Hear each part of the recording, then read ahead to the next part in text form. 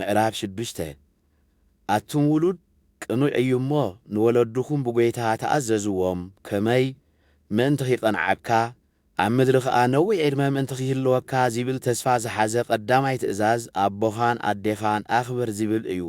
ኣቱም ኣቦታት እውን ብናይ ጐይታ ስነ ስርዓትን ምኽርን ደኣ ኣዕብይዎም እምበር ንደቁኹም ኣይተኸርይዎም።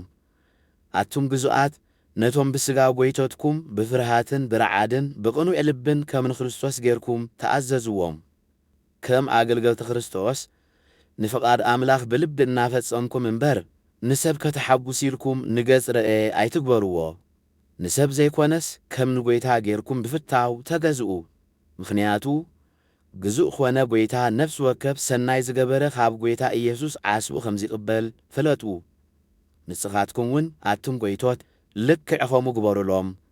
እቲ ናታቶምን ናታትኩምን ጐይታ ኣብ ሰማይ ከም ዘሎ ኣብኡ ኸዓ ኣድልዎ ከም ዘየልቦ ፈሊጥኩም ኣይተፈራርህዎም።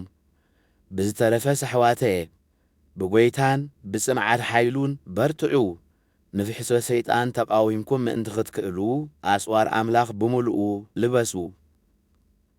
ከመይ ቅልስና ምስ ሕልቅነትን ስልጣናትን ምስቶም ንዘመን ጸልማት ዘመሓድሩ ገዛእቲ ዓለምን ምስቶም ክፉኣት መናፍስትን ኣብ ሰማያት ዘለዉ እዩ እምበር ምስ ሰብ ኣይኮነን። እምበኣር በታ ክፍእቲ መዓልቲ ተቃዊምኩም ምእንቲ ኽትክእሉ ኩሉ ስዒርኩም ከኣ ደው ክትብሉስ ምሉእ ኣጽዋር ኣምላኽ ልበሱ።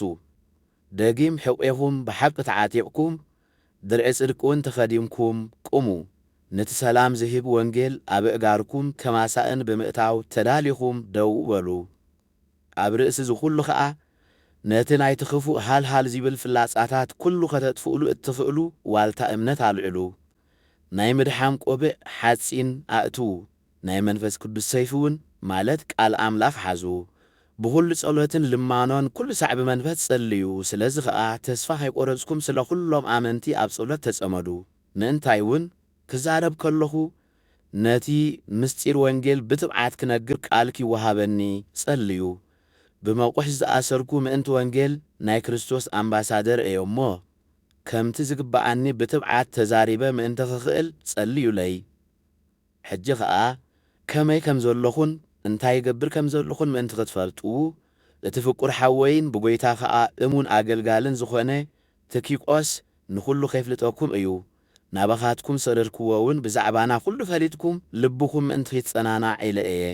ሰላምን ፍቕርን ምስ እምነት ካብ እግዚኣብሔር ኣቦናን ካብ ጐይታና ኢየሱስ ክርስቶስን ንሕዋት ይኹን። ነቶም ንጐይታና ኢየሱስ ክርስቶስ ብዘይመውት ፍቕሪ ዘፍቅሩ ኩሎም ጸጋ ይኹን።